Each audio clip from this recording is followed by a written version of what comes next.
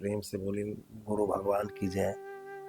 दीदियों एवं सज्जनों, फिर मैं अगले भाग में आपके सामने उपस्थित हूँ उस परम ज्ञान के साथ।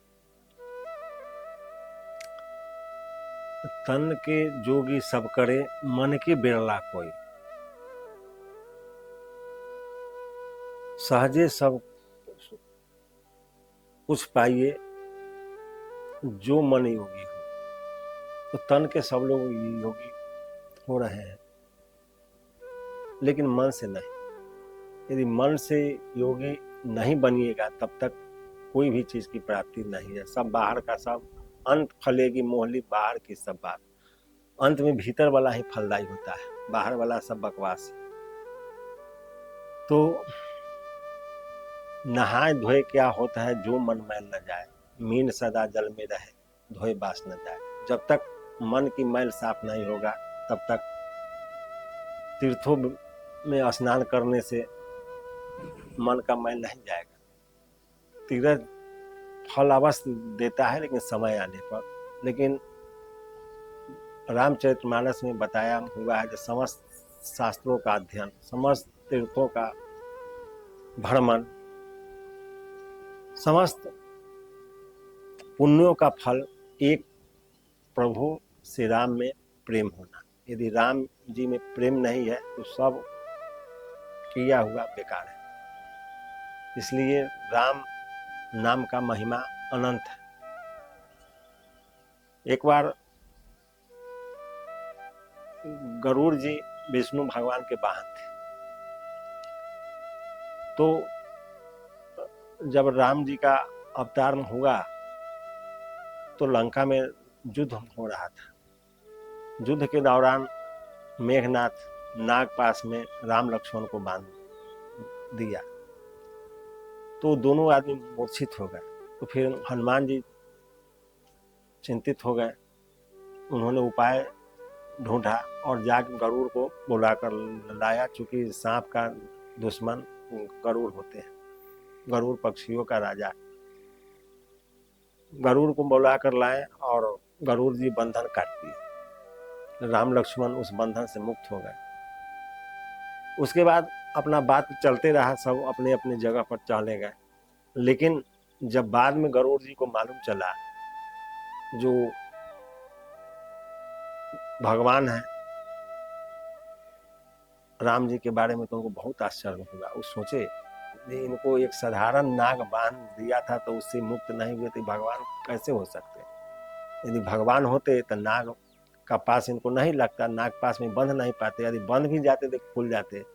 तो जब भगवान थे तो इनको बंधन से मुक्त हम कराए थे, ये फिर भगवान हो कैसे सकते हैं। फिर लोग बताया कि विष्णु के अवतार है, तो फिर भ्रम में पड़ गया। विष्णु के अवतार है तो फिर विष्णु भगवान का हम वाहन है। तो विष्णु भगवान के अवतार होते तो हम इनको जानते, लेकिन ऐसा भी कुछ नहीं हुआ। तो गरुड़ जी अभिमान में चले गए। यदि राम जी सर्वोपरि हैं तो हम उनको बंधन से मुक्त कराएं तो उनसे ऊंचा जगह हमको मिलना चाहिए। इस भ्रम में भटक गए। अभिमान जो है, कभी कभी मनुष्य अभिमान को स्वाभिमान समझ लेता है, यही उसके पतन का कारण बन जाता है।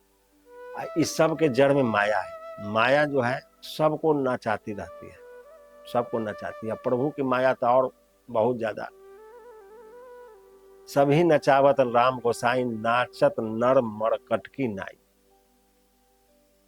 तो जैसे मदारी बंदर को नचाता है गर्दन में फांस डाल के, उसी तरह से यह माया सबको नचा रही।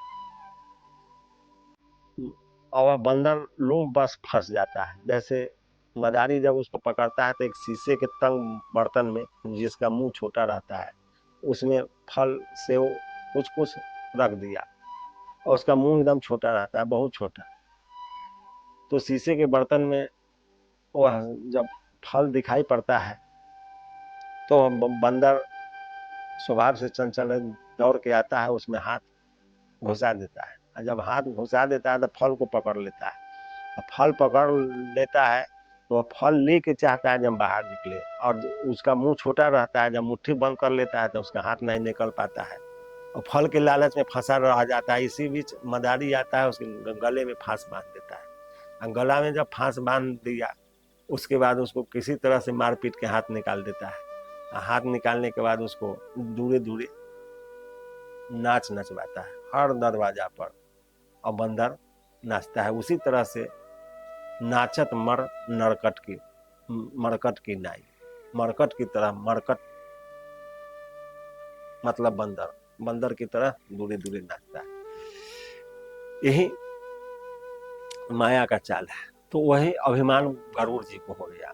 अब गरुड़ जी ब्रह्मा जी के पास गए और ब्रह्मा जी से यह प्रश्न किया कि राम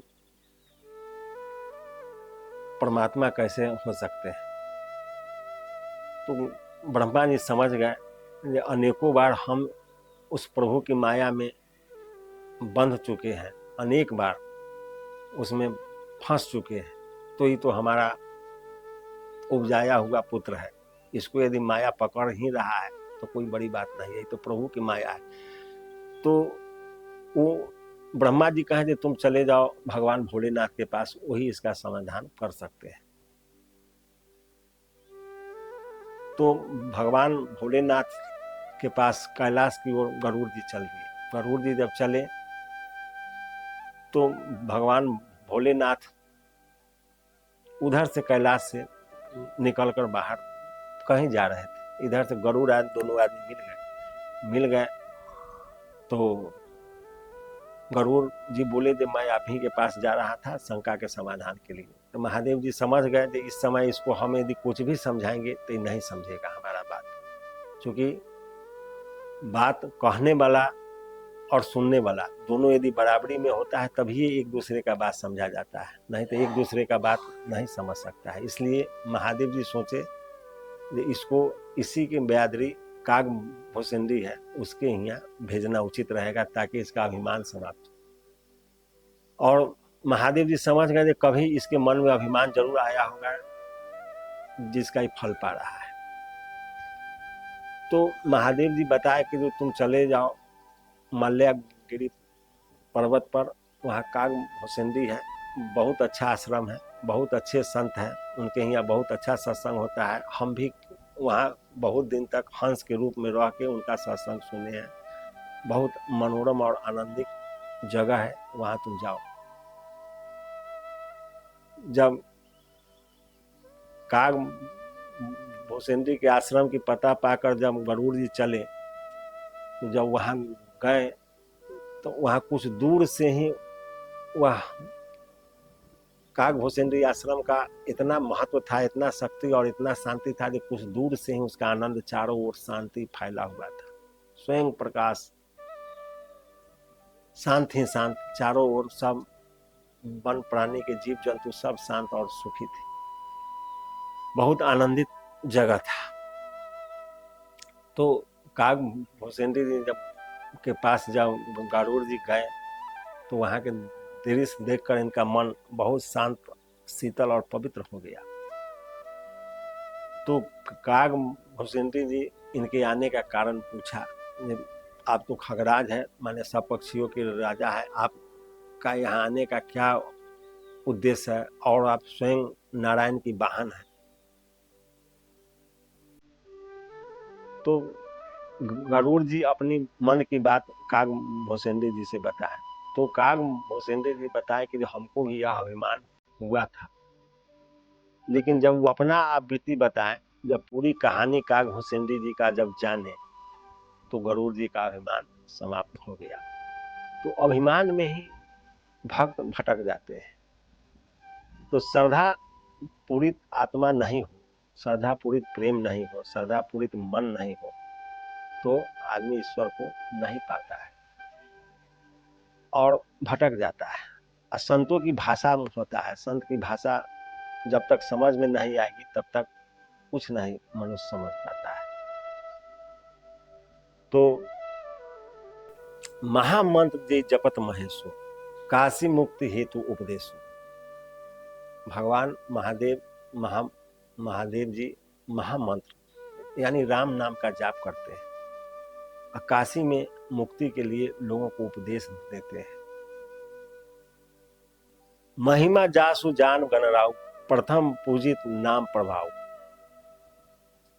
उस राम नाम की महिमा को गणेश जी भी जाने। जब समस्त देवताओं के प्रथम पूजन का जब प्रतियोगिता चल रहा था तो सब देवता के बहुत लंबे चौड़े वाहन, किसी का गरुड़, किसी का मयूर, किसी का एरावत हाथी, किसी का कुछ कुछ, सबका अपना अपना वाहन।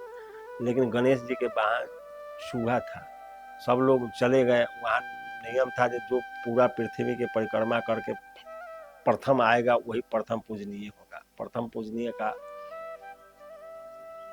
प्रतिस्पर्धा का दौर चला हुआ था। जो प्रथम पूरे ब्रह्मांड के चक्कर लगा के आएगा वही प्रथम पूजा का अधिकारी होगा। उसमें सब लोग अपना अपना जोर लगाए। लेकिन गणेश जी का वाहन चूहा था। वो जब चले तो एक आगे शिव जी का मंदिर था, वहाँ कुछ चावल के दाने छिटा हुआ था। मंदिर में लोग पूजा करते हैं तो अक्षत छिटते हैं। वह चूहा चलने के बजाय रुक के वो अक्षत खाने लगा। गणेश जी दुखी हो गए और वो बेचैन हो गए। जब तो सारे लोग चक्कर काट के आ जाएंगे और परिक्रमा करके हम यही मंदिर तक रह गए। और वो बहुत ज्यादा दुखी, उनके अंदर बहुत ज्यादा परेशानी, बेचैनी बढ़ने लगा। इसी बीच नारद जी आ गए। नारद जी से अपना व्यथा बताया तो नारद जी कहे कोई बड़ी बात नहीं, यहाँ भगवान भोलेनाथ का मंदिर है और वहाँ जमीन पर वो राम लिख दिया और कहे कि इसका एक बार परिक्रमा करके चल जाओ, तुम प्रथम पूजित हो जाएगा। और जमीन पर राम लिख कर और लिख दिए और उसका एक परिक्रमा करके चले गए। अब गणेश जी प्रथम पूजित हो गए। जब सब लोग आया तो देखा दे भाई गणेश जी प्रथम पूजित का बोर्ड लगा हुआ है। तो सारे लोग आश्चर्य में हो गए जी, इतना पवन गति से भी तेज का वाहन वाले हम लोग अभी परिक्रमा करके पहुंचे ही नहीं, अब गणेश जी का ही चूहा कैसे पूरे ब्रह्मांड का परिक्रमा कर दिया, हम लोग तो कहीं देखे भी नहीं। लेकिन जब बात न्याय संगत पर आई और तर्क संगत पर आया तो राम नाम की महिमा के बल के कारण गणेश जी प्रथम पूजित हो गए। तो यह नाम का प्रभाव है। तो हम आप भी अपने जीवन में यदि उस राम नाम को धारण करते हैं तो उसका प्रभाव देखने को मिलेगा। लेकिन राम नाम में अंतर है, कहीं हीरा है कहीं पत्थर है। अब ऐसा ना हो जो हम लोग पत्थरे पत्थरे जपते रह जाए जीवन भर, तो ऐसा भी नहीं होना चाहिए। जब तक वह राम नाम हृदय में नहीं जाएगा, जब तक श्वास से उसका भजन नहीं होगा, जब तक, इसलिए कि वो अनिर्वचनीय है, उसको वाणी से थोड़ा देर ही कहा जा सकता है। उसके बाद जब वह श्वास में ढल जाता है तभी वह महत्वपूर्ण और फलदायी होता है। तो फिर मैं अगले भाग में आपके सामने उपस्थित होऊंगा। तब तक जय गुरुदेव।